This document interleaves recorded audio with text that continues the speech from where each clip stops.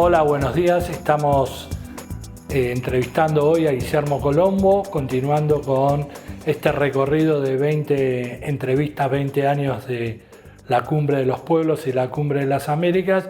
Y en este caso, Guille, aparte de tu presentación, nosotros consideramos que sos importante en tres planos. Uno como militante en ese momento y tu participación en la Cumbre de los Pueblos. Otro como realizador de un mediometraje sobre la Cumbre de los Pueblos. Y en tercer lugar, como integrante de este equipo alocado que se puso al hombro llevar un registro histórico, una memoria histórica sobre la Cumbre de los Pueblos. Presentate y empecemos a hablar. Hola Ale, bueno, muchas gracias primero por la invitación de estar acá de este lado. En general me ha tocado hasta hoy estar del otro lado de la cámara, digamos, participando del registro y la edición. Y en primer lugar agradecerte a vos, a Rodolfo y también a la Facultad de Humanidades, por supuesto, y a las circunstancias históricas que hoy nos encuentran haciendo este proyecto conjunto, digamos, a los 20 años de la Cumbre de las Américas y de los Pueblos, que creo que nació al principio sin nosotros ser del todo conscientes de lo que iba a ir apareciendo a partir de la realización de estas entrevistas y poner el foco en recuperar la historia y la memoria de las cumbres. Así que, bueno, en primer lugar eso estamos muy contentos, digamos, yo, todo el equipo que trabaja conmigo y también la facultad, en poder estar llevando a cabo esto y lo que va apareciendo y las cosas que emergen a partir de la realización de este trabajo. Así que eso, agradecer primero a vos y a Rodolfo la convocatoria. En segundo lugar, bueno, gracias también por la presentación. De cada una de esas cosas tengo algún matiz, algún comentario o alguna contextualización para realizar que me parecen también ricas del momento histórico, ¿no? Me ha tocado también realizar y editar las entrevistas, con lo cual tengo alguna información ya construida en este trayecto. Y en gran medida me siento muy pariente de toda la experiencia que contó Federico Poleri, digamos, de esa generación, la nuestra. Él entra en el 98 a la facultad, en mi caso es en el 2000, pero atravesado por lo que fue el menemismo, digamos, el peronismo en su versión menemista de los 90, y lo que implicaba en términos de privatizaciones, relaciones con los Estados Unidos, relaciones carnales con los Estados Unidos, pobreza, desempleo, digamos. Esa fue nuestra socialización primaria en el colegio secundario, básicamente. Y el ingreso a la facultad, en mi caso, como dije recién, es en el 2000, digamos, en un momento de ebullición, de gobierno de la Alianza, donde el radicalismo tenía muy poco que ofrecer, digamos, a estos jóvenes que estábamos entrando a la facultad y que estábamos interesados o nos llamaba la atención ese contexto tan particular de la Argentina, que además lo sufríamos por las situaciones de nuestra familia, digamos, ¿no? de empobrecimiento general, de pérdida de empleo, de pérdidas de expectativas en el país, ¿no? Era ese momento donde los pibes y las pibas se iban del país, ese era el contexto en que nos socializamos. Y en particular, en mi caso, recuerdo ese momento como un gran momento de efervescencia y de militancia en la Facultad de Humanidades. En concreto, a mí me lleva a participar de una agrupación que es Atuel, era Atuel en ese entonces, y mi experiencia, mi socialización política es a través de ahí, de la conformación de lo que fue el Frente 20 de Diciembre en la facultad. En relación a mi experiencia como realizador audiovisual, bueno, tengo la suerte de tener amigos de toda la vida que se han dedicado a la realización audiovisual, el caso particular de Cristian Serio, que nos acompaña hoy. Y recuerdo también como un hecho fundante de ese contexto lo que fue la confiscación de los ahorros de la clase media, de los jubilados, y lo que fueron esas protestas frente a los bancos, ¿no? A mí me llamaba mucho la atención, primero la dinámica de movilización del movimiento piquetero, en primer lugar, y en segundo lugar, ver a viejos, o viejitos, viejitas, protestando contra los bancos, digamos, tirándole cosas, bueno, como que algo de mi subjetividad de esos 19, 20 años no me excedía, digamos, y ese fue el contexto en que adquirí una cámara en ese momento todavía analógica y empecé a sacar fotos de esa situación, y después ya llegado el año 2005 compré una cámara, en ese momento cámara compacta, digamos, todavía no existían los smartphones como tales, pero sí empieza a aparecer la imagen digital y cierta democratización, digamos, que implica en el costo tener una cámara, y recuerdo ahí haber comprado mi primera cámara y tener las primeras necesidades de registrar algo de lo que pasaba en Mar del Plata, concretamente en el caso de la Cumbre de las Américas y la Cumbre de los Pueblos. Nosotros con Cristian Serio hicimos un documental que se llama Memoria de las Cumbres, nuestro primer documental, digamos, hoy lo vemos recontra lleno de limitaciones, pero también siempre que charlamos decimos, bueno, tiene algunos aciertos. Ese documental no surgió a priori como una idea nuestra, sino que compañeros y compañeras de la facultad que militaban con nosotros entonces nos invitaron a participar de esa reconstrucción. Pero bueno, finalmente lo terminamos haciendo nosotros y bueno, y acá estamos. Vos tomás como referencia algunos datos que marcó Fede en la entrevista y yo voy a retomar algunas preguntas que le hicimos a Fede. Bien. Por ejemplo, vos que estás en lo documental, nosotros, y vos fuiste testigo, que en todas las entrevistas preguntamos sobre los registros que quedaron de esos hechos. Y todos coinciden que, sacando el trabajo que hiciste vos con Cristian, no hay un registro de lo sucedido. ¿Por qué crees que pasó eso? Bien, bueno, cuento con información privilegiada, digamos, porque fui teniendo acceso a todas las respuestas que dieron nuestros entrevistados y nuestras entrevistadas a eso. Y me parece que en el transcurso de este trabajo que estamos haciendo aparece algo, creo que es una de las cuestiones más fuertes de este relevamiento, que es que no, por distintos motivos no hubo una narrativa, no quiero decir total, ¿no? Pero lo suficientemente abarcativa de lo que fue tanto la Cumbre de las Américas, la Cumbre de los Pueblos, como llamémosle la contracumbre o esa marcha de la tarde, digamos, que implicaba el repudio a la presencia de Bush. Con lo cual, en un primer registro, digamos, no hay nadie que se haya apropiado globalmente del hecho, ni una construcción histórica, ni una construcción política de eso. Como que cada grupo y cada sector que participó se apropió de un pedacito de eso y lo reivindicó a su manera, ¿no? Llama pues, poderosamente la atención que el fuerte, digamos, de quien era entonces el gobierno de la ciudad, digamos, del intendente Daniel Katz, que su interés principal, digamos, a partir de la enunciación de la realización de la cumbre, tenía que ver con una transformación en términos de obras de Mar del Plata. Bueno, aparentemente se hicieron algunos registros de ese entonces, pero no se conservaron. Por otra parte, nosotros recordamos, de hecho lo trabajamos en el documental En Memoria de la Cumbre, la comunicación oficial de la ciudad en ese sentido estaba dominada por la lógica de las obras. De hecho, nosotros un poco nos burlamos, entre comillas, de eso porque nos parecía uno de los ejes medios un poco ridículos, digamos, de esa comunicación oficial, en el sentido que aparecían personas diciendo la cumbre va a ser en Mar del Plata, no sabemos de qué van a hablar los presidentes, pero las obras van a quedar acá. Bueno, nosotros en ese momento que estábamos bastante politizados, o empezábamos a estarlo, decíamos, bueno, parece que si viene el presidente de toda América es bastante importante, ¿no?, de qué van a hablar y qué se va a resolver ahí. Entonces ahí hay una primera cuestión que la verdad no tengo una gran respuesta. Sí entiendo que todavía, y aún hoy no la hay, digamos, una gran conciencia archivística en términos audiovisuales. Argentina tiene una ley de preservación audiovisual que no se cumple en ninguna circunstancia y tenemos, digamos, muy poco como conciencia de la importancia del registro y del resguardo del patrimonio audiovisual. Digamos, yo creo que ahí hay un elemento.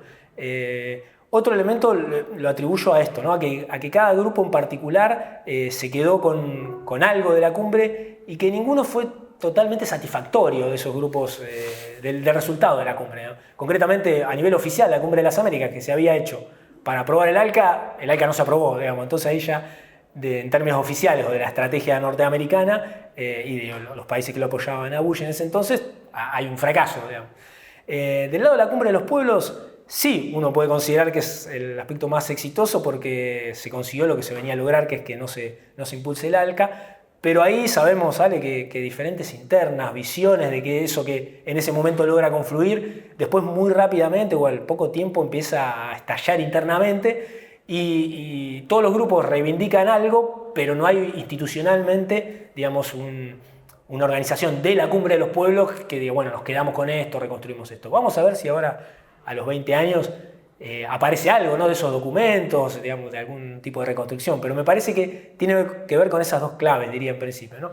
Una escasa valoración de la importancia del patrimonio audiovisual y documental, y por otra parte que no hay ningún grupo que se pueda reivindicar globalmente el hecho. Bueno, y por último decía la prensa, como con el foco que generaron estos disturbios, digamos, como casi ganando la escena de la comunicación, digamos. Con respecto a lo último que acabas de mencionar, nosotros a lo largo de las entrevistas vimos como que la Cumbre de los Pueblos o Sí, bien dicho, la Cumbre de los Pueblos tuvo como 3 corrientes que fueron articulándose y desarticulándose en forma simultánea. Una, los que marcharon desde temprano al estadio, otros que esperaban en el estadio y no estaban tan de acuerdo con la marcha, y otros que si bien participaron del acto del estadio, después fueron a la calle, y me parece que también ahí Federico dio una cuestión muy clara, esto de que no nos pongan límite hasta dónde llevar la protesta. La pregunta a vos participaste en 2, si no de los 3 de los hechos. ¿Vos cómo lo viviste eso?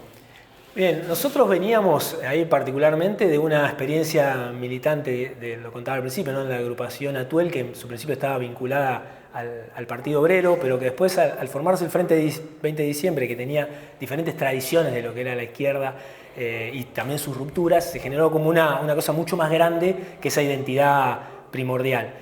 Y la lectura que teníamos gran parte de esos grupos, digamos, que participamos del Frente, tenía que ver con esta desconfianza que decía Fede en torno al Estado. Todavía lo que era el proyecto kirchnerista estaba construyéndose y realmente no sabíamos para qué era la cumbre, no sabíamos si se iba a aprobar o no se iba a aprobar el ALCA, y estábamos más convencidos que la cumbre se hacía para que se aprobara el ALCA y no para que no se aprobara. Entonces había como unas ganas de ir justamente a protestar o a marcar nuestra disidencia con eso, y en ese sentido la marcha de la tarde era para nosotros como el acontecimiento más notorio. En términos personales me habían pasado, digamos, otras cuestiones que tenían que ver con la militancia en ese entonces y con procesos endógenos que me habían distanciado de algunos de esos postulados, esas primeras creencias, y el trabajo, digamos, en la cobertura de lo que fue la Cumbre de las Américas y la Cumbre de los Pueblos fue como un nuevo nacimiento de otra subjetividad política, ¿no? En primer lugar, porque, bueno, fue una movilización impresionante. Nosotros lo que habíamos resuelto con ese grupo de compañeros era dividirnos un poco las tareas de qué hacer en ese entonces. Yo la verdad que no tenía una gran conciencia de la magnitud que implicaba que se haga la Cumbre de las Américas y la Cumbre de los Pueblos. Creo que la empiezo a tener ahora, más fuertemente, digamos. De hecho, cuando terminamos el documental con Cristian, creo que tampoco la tenía, digamos, ¿no? Fue una instancia en ese trabajo de tratar de ordenar algo que para nosotros estaba desordenado. Pero concretamente lo que hicimos fue ir a cubrir distintas cuestiones que sucedían en la Cumbre de los Pueblos, como cosas que sucedían acá en el complejo universitario, en el estadio mundialista. Hicimos distintas entrevistas a Miguel Bonazo, a Pérez Esquivel, a Rally Barrio Nuevo, digamos, distintos actores y protagonistas de esa cumbre, digamos. Y después, el día concreto de la cumbre, fuimos a recibir el tren del Alba. De ahí bueno, nos dividimos las tareas, ¿no? Pero en mi caso concreto, caminamos toda la marcha hasta el estadio, ingresamos al estadio, escuchamos un poco de Silvio Rodríguez, un poco de Chávez, y de ahí salimos muy rápidamente para intentar llegar a la cumbre de la tarde, a la marcha de la tarde, ahí frente a las vallas, y llegamos, digamos. Yo llego muy rápidamente hasta las vallas, saco la cámara, saco algunas fotos, digamos, y ni bien en ese momento es cuando se produce, digamos, esa primera enfrentamiento, digamos, con la policía, que muy rápidamente es reprimido, digamos, y somos como, inclusive nosotros, digamos, que estábamos en calidad de reporteros, digamos, tenemos que volver con toda la movilización, y ahí fue un desbande que digamos, muy poco fue lo que pudimos realizar ahí. Y después se volvió a concentrar, bueno, todos nos reubicamos en zonas cercanas al complejo universitario, digamos. Así que esa fue como mi participación concreta en ese episodio. Y después también el día anterior también estuve en Plaza Italia cuando tocó Manu Chao ahí, que al principio intentamos hacer una nota, no recuerdo bien por qué no pudimos en eso, pero sí participamos de esa jornada. Te consulto otra pregunta que hacemos recurrentemente. Ya como activista político que estuviste caminando y viendo lo que fue, 2 cosas que nos quedan de la entrevista. Uno, la alegría que implicó todo el recorrido hasta el estadio y mismo dentro del estadio, si lo percibiste o no. Y la otra pregunta es, hay un gran presente y ausente a la vez que es Cuba. ¿Qué podés decirnos de eso?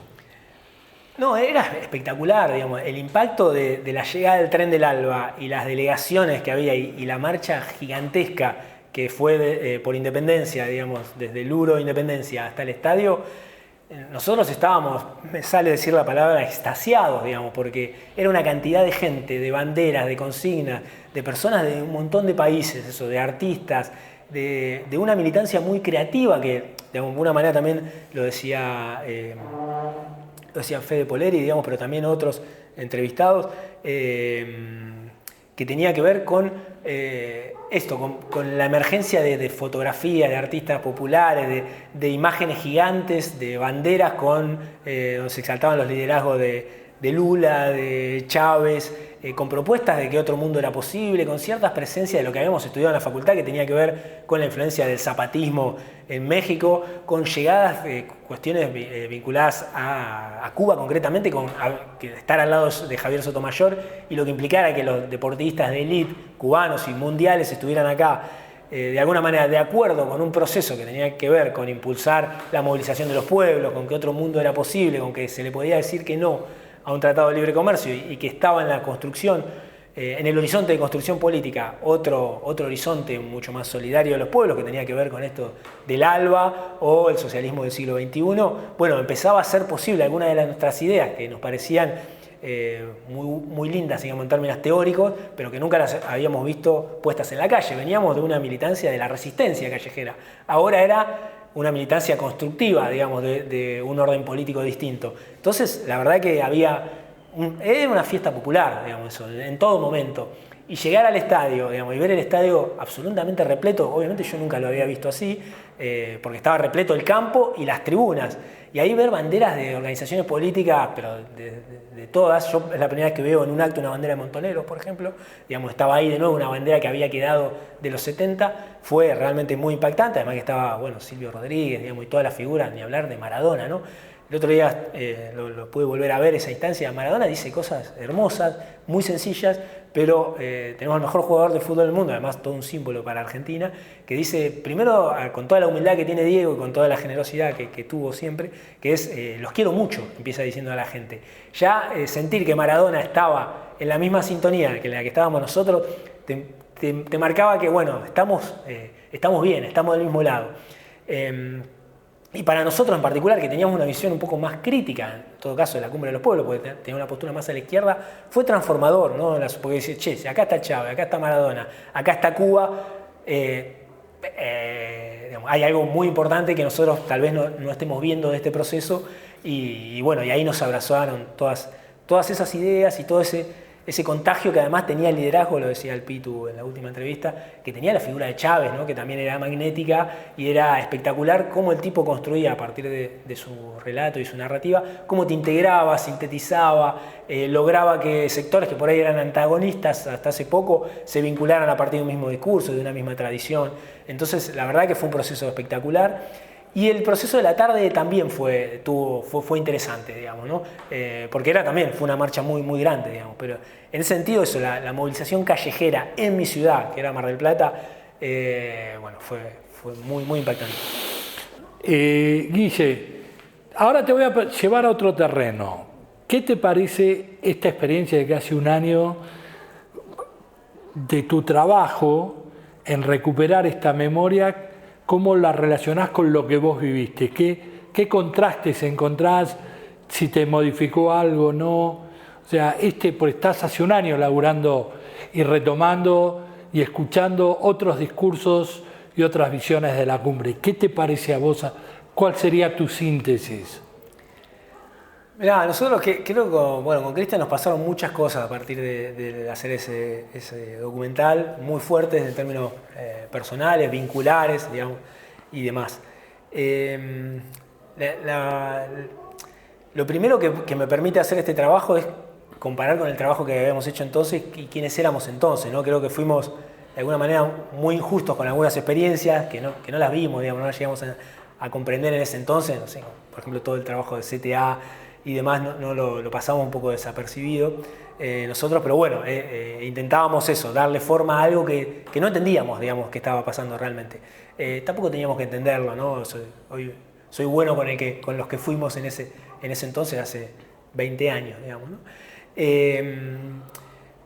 Lo que me pasa con este trabajo es que vuelvo a revisarme, que fui a volver a transitar ese, que fuimos en ese momento histórico, y obviamente era otro país, otro continente y otro mundo, y me parece que algunas de las claves que son la respuesta para problemas que tenemos hoy en día en términos de expectativa popular, de horizonte, de construcción de mundo, de vínculos de los pueblos, están ahí, digamos, ¿no? Que no hay que ir a buscarlas tanto, algunas cosas obviamente hay que inventar nuevas a partir de lo viejo, pero que ahí había un germen de cosas muy, muy interesantes.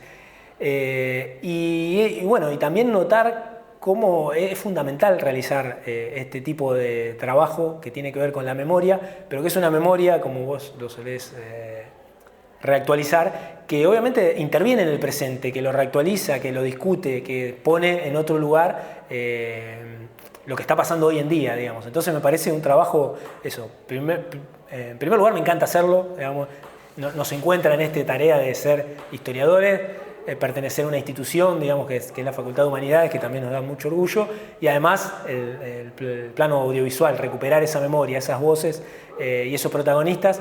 A mí en particular también me ayudó mucho a terminar de entender este proceso y a decir, bueno, ¿por qué no ser nosotros? O bueno, invitamos también a que haya otras voces, por supuesto, pero a los que podamos, por lo menos desde nuestra perspectiva, poder reconstruir esa voz o digamos, esa imagen más completa, más compleja de lo que fueron todos los procesos que coincidieron en la Cumbre de los Pueblos y la Cumbre de las Américas.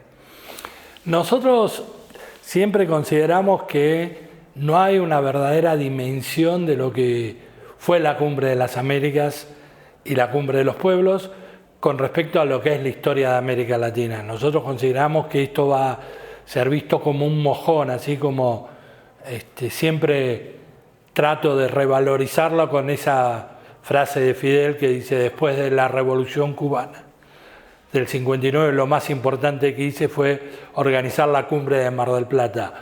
¿Vos creés en esa dimensión para la historia de América Latina? Ya como historiador te lo pregunto. Bueno, me es difícil significarla. Lo que sí no tengo ninguna duda es que fue un hito y un acontecimiento histórico de una magnitud que todavía tenemos que asignarle. Y que para Mar del Plata fue el hecho político más trascendental de su historia, digamos, y que sucedió eso, en esta ciudad.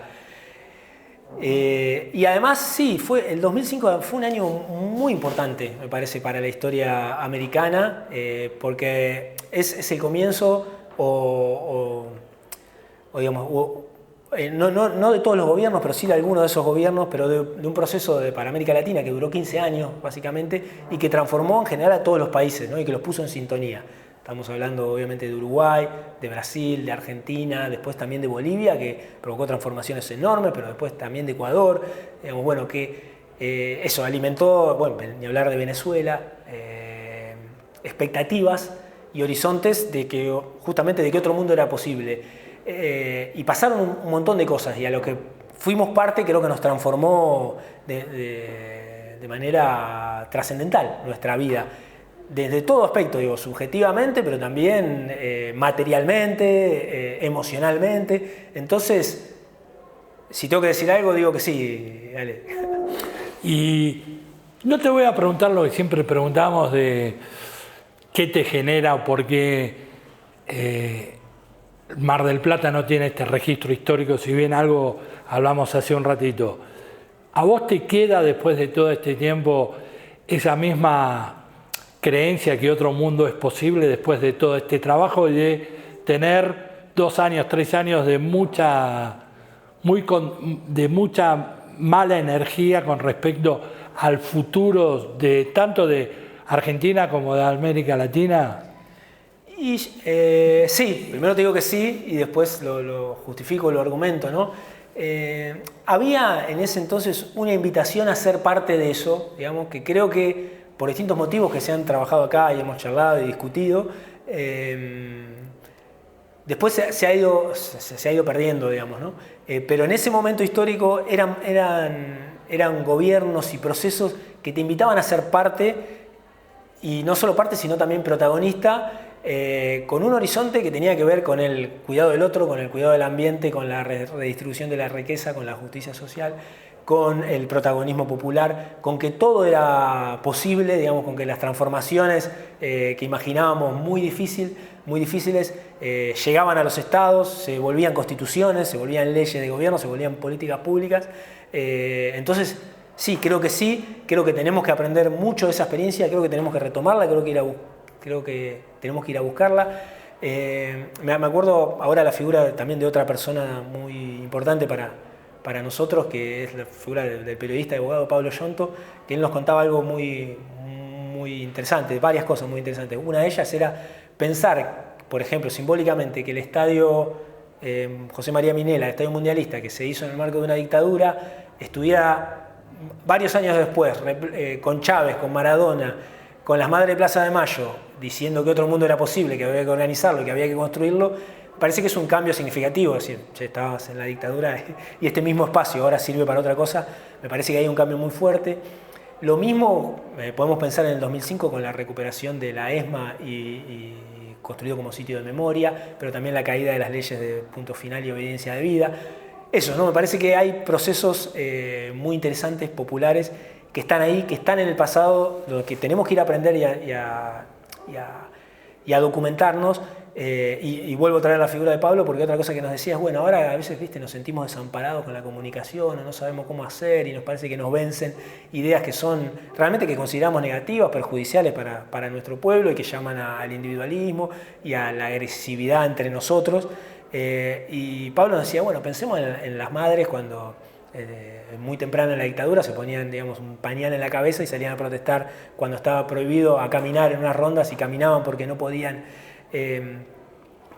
quedarse quietas en una plaza, y ellas no tenían ningún medio, no tenían ni a sus hijos ni a nada, y sin embargo lograron victorias trascendentales para la historia de nuestro país, de nuestro continente, digamos. Entonces, de alguna manera pienso que es volver a dar la misma lucha con nuevas ideas y nuevos protagonistas, pero sí que tenemos que darnos la tarea de volver a entusiasmar a nuestras personas, a nuestros viejos, a nuestros jóvenes, a nuestros chicos y nuestras chicas, y ellos también se tienen que entusiasmar, y yo creo que va a volver a pasar, digamos, ¿no? Y que tenemos que estar ahí contando lo que aprendimos. A lo largo de la charla apareció varias veces la construcción de un colectivo popular que fue avanzando, y esta también es una pregunta que le hacemos a los militantes. ¿Eso desapareció o empezó a perder fuerza? Y hay distintas hipótesis sobre se burocratizaron, se institucionalizaron.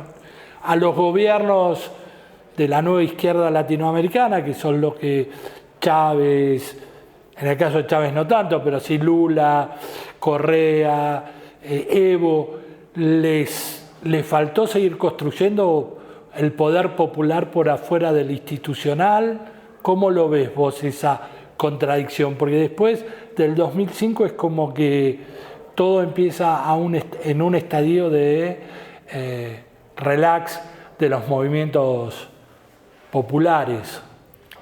Yo la verdad, Ale, todavía no tengo una respuesta para eso. Entiendo las discusiones y las conversaciones, y me parece que es una de las preguntas. Yo sí no creo en esta hipótesis de la burocratización, digamos. Creo mucho más en la hipótesis de la institucionalización y cómo llegan algunas de esas demandas y de esas formas organizativas a formar parte de los estados y de las políticas públicas. Y bueno, y ahí entra la apertura de otro proceso, ¿no? Porque también a partir del 2005 tenés procesos y políticas súper interesantes, súper progresistas en cada uno de esos países, y que de nuevo volvieron a transformarnos la vida. Por supuesto, uno se queda con la expectativa de decir, che, podríamos haber ido por más, se podrían haber construido bases más sólidas para eso. Por supuesto, pienso que sí. No tengo una respuesta clara, lo que sí estoy convencido de que cuando tomás una decisión y te tenés que dar la forma organizativa para llevarla a cabo y no recular, me sale esa palabra, digamos, ante los primeros embates que en general están articulados a partir de convencer a una opinión pública, digamos, que en general creo que no existe, que está en el medio aparentemente y que es la que nos diría, che, no avances en tal sentido, no profundices la ley de medios, no vayas digamos, en ataque contra ciertos sectores. Me parece que obviamente hay que ser estratégicos, las batallas hay que darlas y saber reconocer cuándo y en qué momento, pero sí hay que, digamos, obviamente prefiero digamos, un horizonte político donde, y estoy convencido de que no hay otra manera, digamos, de justamente de las políticas que estás convencido que hay que llevar adelante, tenés que buscar las formas organizativas y los instrumentos para llevarlas a cabo, y que si te cuesta perder una elección, te va a costar más si no lo llevas a cabo, digamos, a largo plazo. Me parece que esa es la experiencia de nuestros movimientos populares. La explicación de por qué se dio, bueno, son muchas, no las tengo, podríamos volver a discutirlo cuando hagamos nuestro congreso. Hemos discutido varias veces. Pues, Guille, desde ya muchísimas gracias en tu triple función. Sé que nos vas a seguir acompañando hasta el congreso y despedirte como a vos te parezca, que sos parte de este grupo que está armando esto, así que en vos está cómo considerás cerrar la nota. Bueno, Ale, no, eso, volver a agradecerles. De este trabajo nos queda, creo que a todos, ¿no? Se nos iluminan los ojos recordando esas gestas, esas propuestas, esos horizontes posibles, y obviamente nos queda muchas frases que para siempre, digamos, y una es la de Chávez, ¿no? De al carajo, y bueno, creo que es momento de seguir diciéndolo y de volver a animarnos, digamos, a plantear la posibilidad de construir otro mundo posible. Creo que, digamos, que hoy el horizonte se puede ver negro, oscuro, pero las reservas en nuestro pueblo están, las formas organizativas están, las tradiciones, los repertorios de lucha, los liderazgos creo que están ahora un poquito más en cuestión, pero van a volver a emerger en la medida en que sigamos trabajando para que eso suceda. Así que de esa manera me parece cerrar y bueno, sigamos trabajando, ¿vale? Muchísimas gracias. A vos.